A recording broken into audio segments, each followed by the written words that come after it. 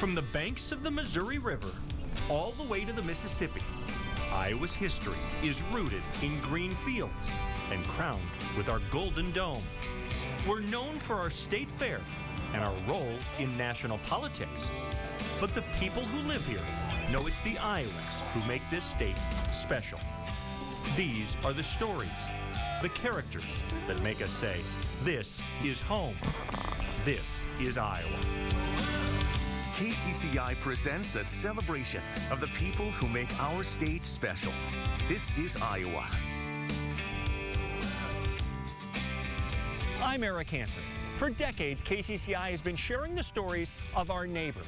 We've told you about the tragedies and the triumphs and the characters who make our community so special. Well, today, we're going to spend a little bit more time investing in those stories. We begin along a gravel road near Hubbard with a morning ritual as consistent as the sunrise. But almost no one gets to see it unfold until now. Every mom and dad knows a beautiful, peaceful sunrise can be spoiled by a stinker. I already broke my helmet. Doesn't want to go to school. Because all you have to do is sit down. Kennedy's a kindergartner at Hubbard Radcliffe who'd rather be Playing. Playing what? With Legos. Okay, get your stuff. a reality that can make his rush to the bus Hurry. a struggle. Which is why, a quarter mile down their gravel road, You just had to come up with the idea. Rita and Tim Dreyer, a couple so close they might as well be Kennedy's grandparents, are heading out the door at the exact same time with their homework. Gonna be perfect. Of course. A mixture of art and physical fitness. All right. There's one. Let me hold your hand. They need to be perfect by 7:15 We'll have to stick our heads out a little bit. because The bus. Kennedy knows the highlight of his entire day is 2 minutes away and a quarter mile down that road. Gotta wait for the whites of its eyes. It started 2 years ago on Kennedy's third day of preschool. He says, Brenda, now that I'm on the bus, can you start honking at Tim and Rita's so they know I'm on the bus safe with you? I gotta laugh. Well, yes, Kennedy, I can do that. We were such good friends, they wanted to make sure that Tim and Rita knew they were on the bus and on their way to school. At first, They would just come out and wave. Okay, here she comes. but as time went on, It just kind of grew and grew. now if the clock says Okay. 7:15, Kennedy's bus driver, Brenda, is laying on the horn. And the 5-year-old's neighbors Hello, good morning. are out on their front lawn, acting like complete kindergartners. Today, the retirees squished themselves inside a cardboard school bus. But at Easter, Tim and Rita spread eggs all over their yard. Another day, Tim was pulling Rita in the wagon. And I'll tell you, I don't fit in a red wagon very well anymore. Tim was also raking snow this year. And one time they were waving flags up in the window. hanging outside their second story on a cold morning, just so Kennedy and all the kids And I'm talking all the kids that are on the bus. will start their day Everybody's quiet and their face is right towards that window. with a smile that still has them talking at supper. The kids couldn't wait to get home to tell you what Tim and Rita did that day. They usually do funny things. Like what? Like going in a box and wave was Timmy only his hand out and waving. For no one but those kids. And I'll do the flash. I am the only one that sees it.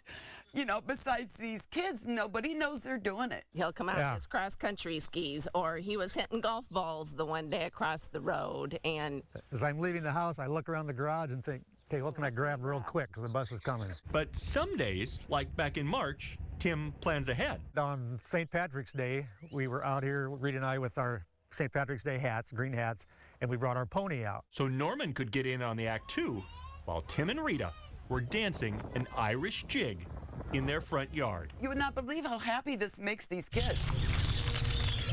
So last year, when the Dryer's yard went silent, for a few mornings?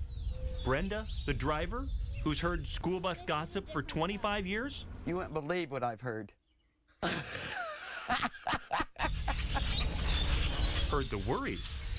Tim, they'd said, was sick. Yeah, yes. And mornings north of Hubbard weren't the same.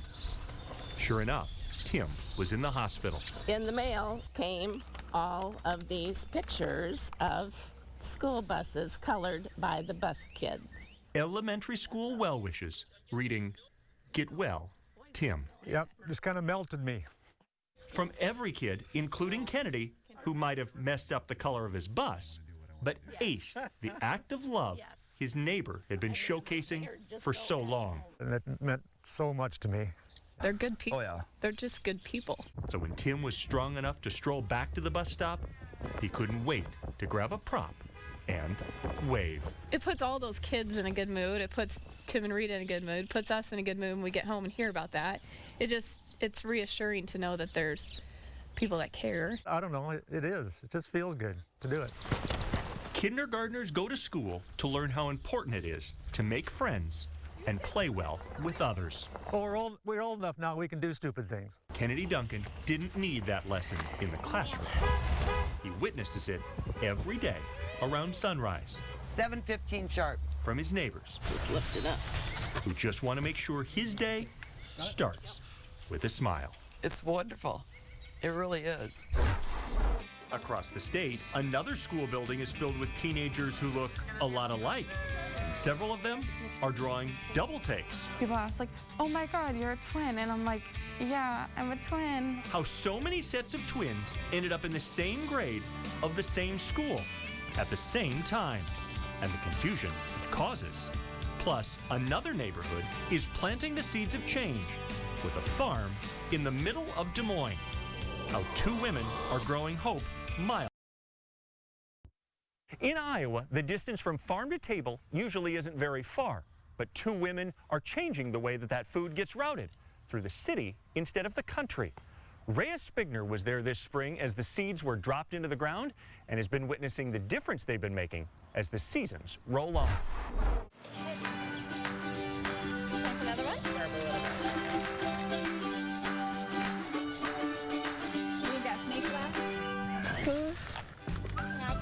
This little sprout plants superfood. Here, why don't you put the worm down? Alongside her super mom and adventurous big brother. Blueberries. Hopefully the birds don't eat them all. You don't think so? No. On this day, it's planting blueberries and rhubarb.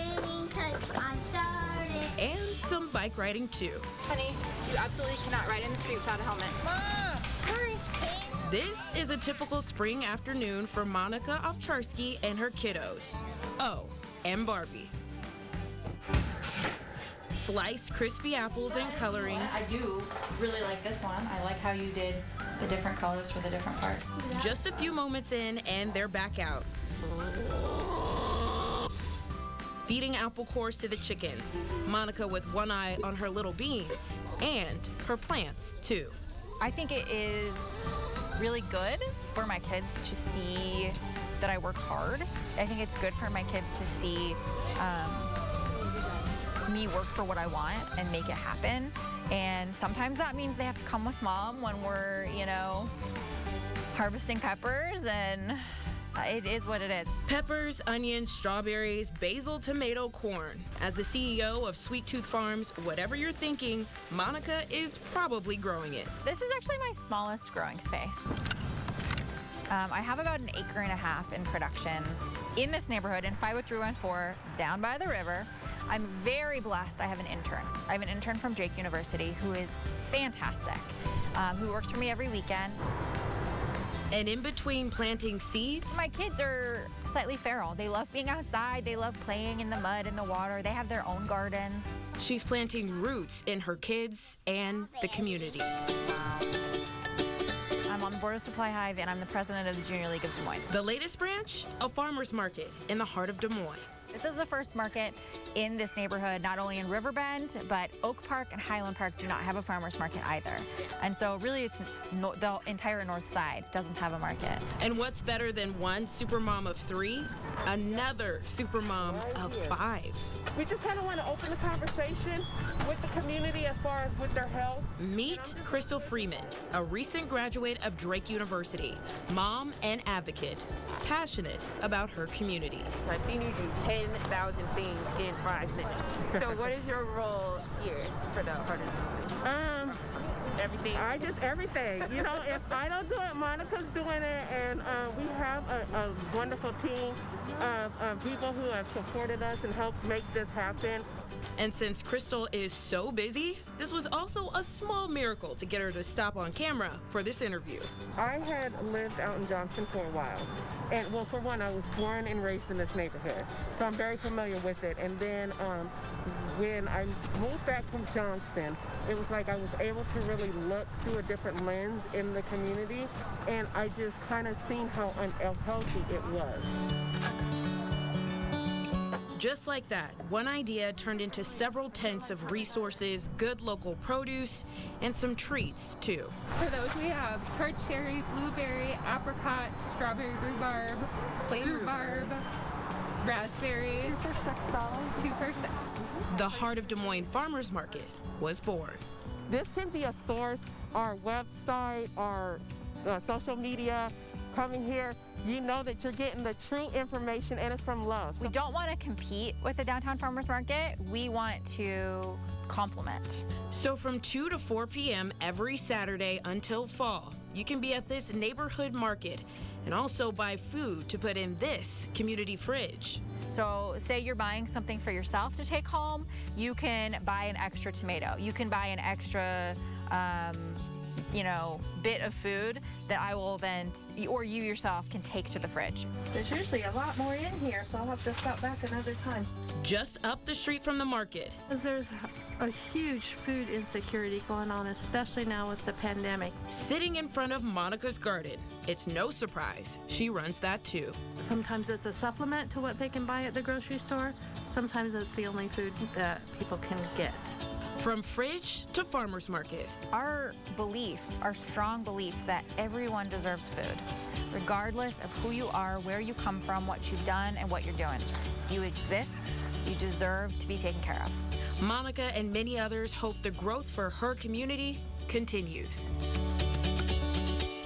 Rheya Spigner and photojournalist John Houghton have been watching the market grow at 6th and Forest in the heart of Des Moines. And you can stop by and use the community fridge anytime you need to or donate to it.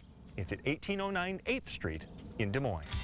Straight ahead, all these teenagers are paired up for life. Like your best friend that's always going to be there for you no matter what. Like friends come and go, but your twin is forever. 8th grade in one Iowa school district is packed with pairs of twins. See how so many students are navigating junior high with similar siblings sharing DNA and still differing in so many other ways when our This Is Iowa special continues. Walk the hallways of one Waukee middle school and you'll definitely do a double take. A lot. Because one class here has been blessed with a multitude of multiples. Tommie Clark takes us inside the grade that's been stocked with similar siblings. Good morning, Timberline. Walk into Timberline Middle School, and it's like any other. 8th graders try to sit tight before class starts in 20 minutes. How do you lose 3 times in a row? As anticipation builds, thinking about what this school day will bring. I have a test in math today. Surgeon Core has a built-in study partner, a proud bookworm, her twin. I read that one too, and that was my favorite. You've read like all of these. But at this middle school, these sisters are not alone, because before today's tests, all of these students are lingering a little longer than normal. We asked them to. It's on. Every one of these teenagers shares a trait that no one else in their grade can claim. We are the Laurie, Rand, Coyer, 20 students, Lamberson, Cord, Martin, Johnny, 10 sets of twins, Carla, Lightyear, Diane, all in 8th grade at Timberline. twins. What an anomaly that we have this many sets of twins in this building. Some have you seeing double, all have a forever friend by their side. Here, this is my brother. But no one noticed the number of twins in these hallways until a few months ago.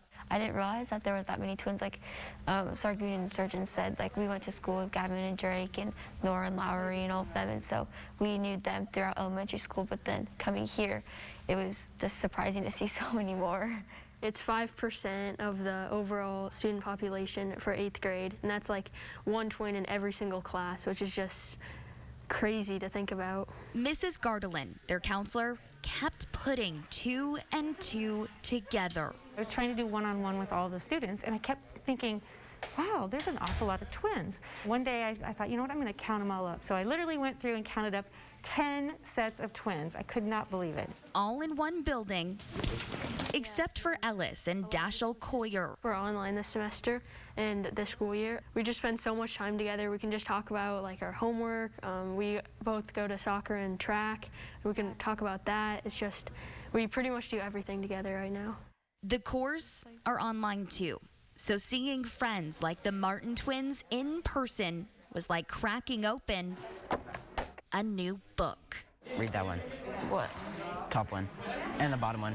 He fell into the bathtub? Whether together or apart, they say the twin telepathy persists. Body language, and I know when Ellis is like upset or he says no to a question, or it's just emotions and stuff like that. Eye contact. Yeah. Even if it's to cause double the trouble, tricking classmates. We were like, yeah, we can read each other's minds. We're twins. And we recited a bunch of words, and like we were saying them at the same time. I don't think anyone believed us, though. They were like, you guys are practicing. Like, we could hear you. But twinning isn't always easy in 8th grade.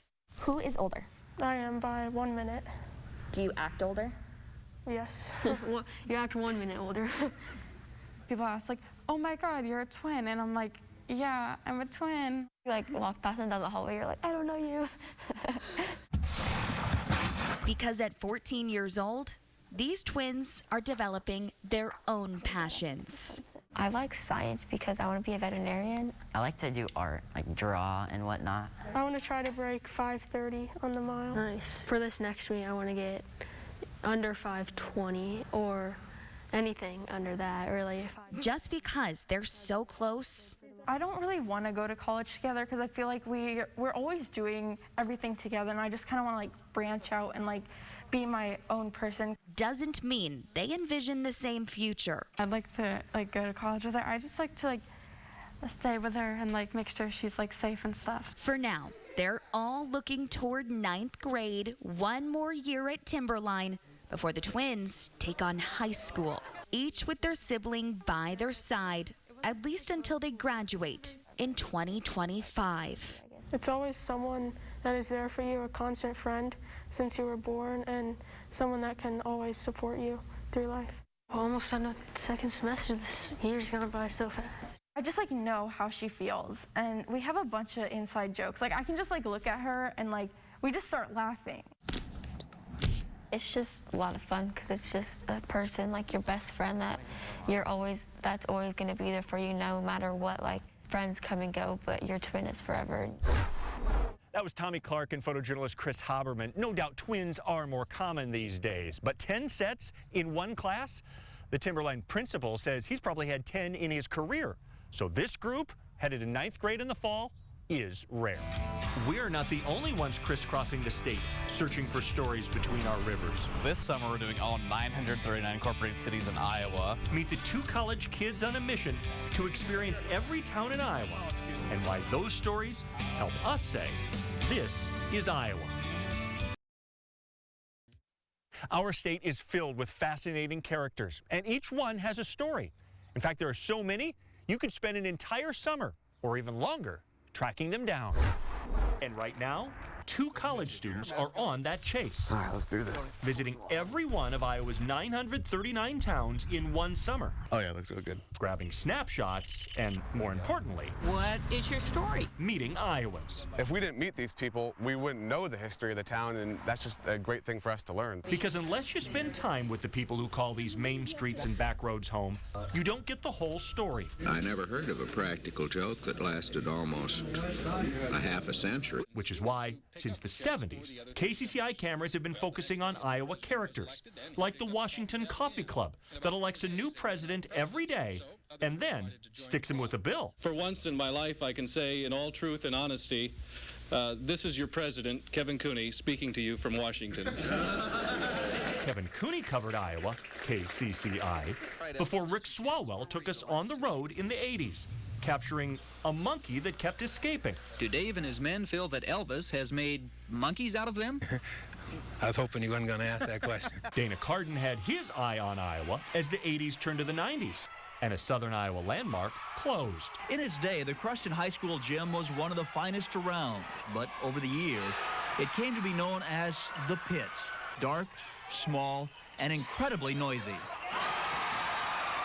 Then Steve Carlin covered Central Iowa, introducing us to Kip Shannon at Lake Robbins Ballroom. When November the 11th comes, I came to the first dance, so that's 75 years. And the souvenir guy Souvenirs here!